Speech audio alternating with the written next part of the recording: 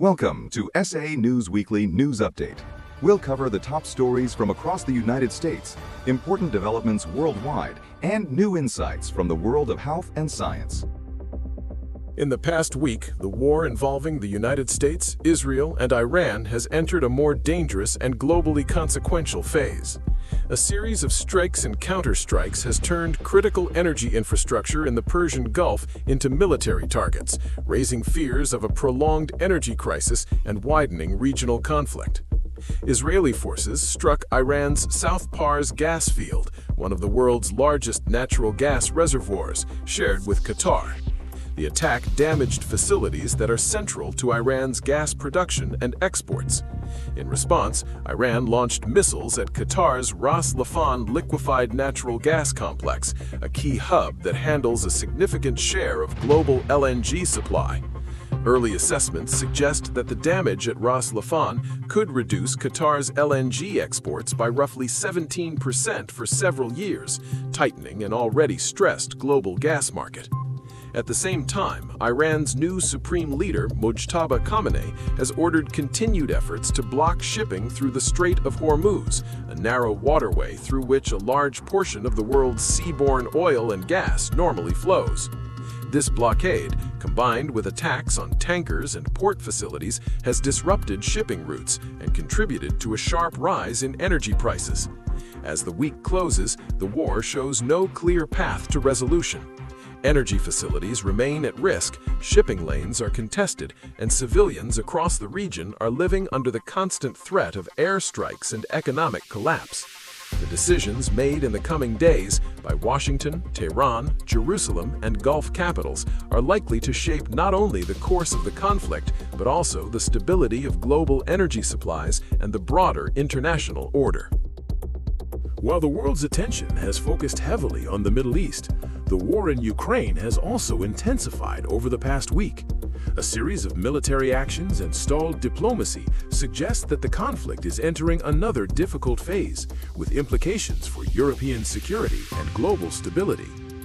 Ukrainian forces have launched large-scale drone attacks on targets in and around Moscow, aiming at military and logistical sites deep inside Russian territory. These operations are part of a broader strategy to disrupt Russian command, air defenses, and supply lines far from the front. Reports indicate that some of the drones reached their targets, though Russia claims to have intercepted many.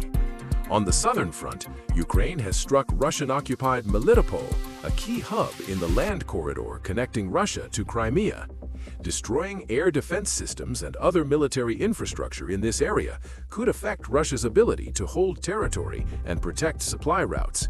At the same time, Russia continues its own offensive operations, and fighting remains intense along multiple sections of the front line.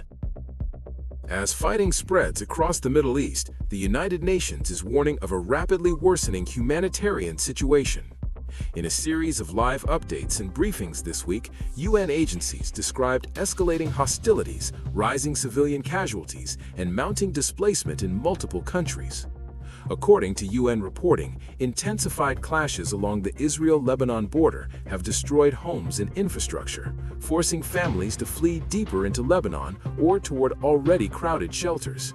In Iran, repeated airstrikes on urban areas, including parts of Tehran, have driven millions from their homes in a matter of weeks. Many are seeking refuge in rural and northern regions, where local services are struggling to cope with the sudden influx. Health services are under particular strain. Hospitals and clinics in affected regions are dealing with casualties from airstrikes and shelling, even as they face shortages of electricity, fuel, medicines, and staff. Disrupted water and sanitation systems increase the risk of disease outbreaks, especially in overcrowded shelters and informal camps. The UN Security Council has condemned some of the attacks, including Iranian strikes on regional states, but member states remain divided over broader resolutions addressing the conflict as a whole. This week's UN updates underline that the war is not confined to military targets or national borders. It is reshaping daily life across a wide swath of the Middle East, from coastal cities to inland villages, and from oil terminals to refugee camps. The trajectory of the humanitarian crisis will depend on whether hostilities intensify further, stabilize, or give way to negotiations that allow for sustained relief efforts. Beyond the immediate crises of war and economic turmoil, scientists are drawing attention to a quieter but profound development, evidence that global warming has recently accelerated. A new analysis from researchers at the Potsdam Institute for Climate Impact Research and collaborators suggests that once short-term natural influences are removed, the underlying rate of human-driven warming has increased over the past decade. The study examines global temperature records while accounting for factors such as El Niño and La Niña events, volcanic eruptions, and solar cycles, natural variations that can temporarily mask or amplify warming trends. By statistically filtering out these influences, the researchers argue that the remaining signal more clearly reflects the impact of greenhouse gas emissions. Their conclusion: the planet is now warming faster than it was in previous decades, even compared with the already elevated rates seen since the late 20th century. Other studies highlight how warming is affecting specific systems, from baby birds in long-term ecological studies to microbes that regulate key ocean nutrients. Together, these lines of evidence point to a climate system under increasing stress. In short, this week's climate research suggests that the world is not just warming, it may be warming faster than many models and plans assumed. How societies respond to that information will shape environmental, economic, and health outcomes for decades to come.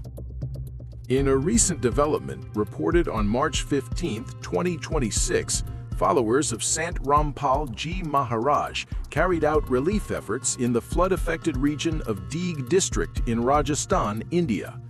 The initiative was conducted under what has been described as the Annapurna campaign, aimed at supporting local communities dealing with prolonged waterlogging and agricultural damage. According to the report, the village of Ao in Deeg district has been experiencing severe water accumulation for nearly 2 years. This ongoing condition has impacted agricultural productivity and disrupted the livelihoods of farmers in the area. Crops have been damaged, and large portions of farmland have remained unusable due to persistent flooding.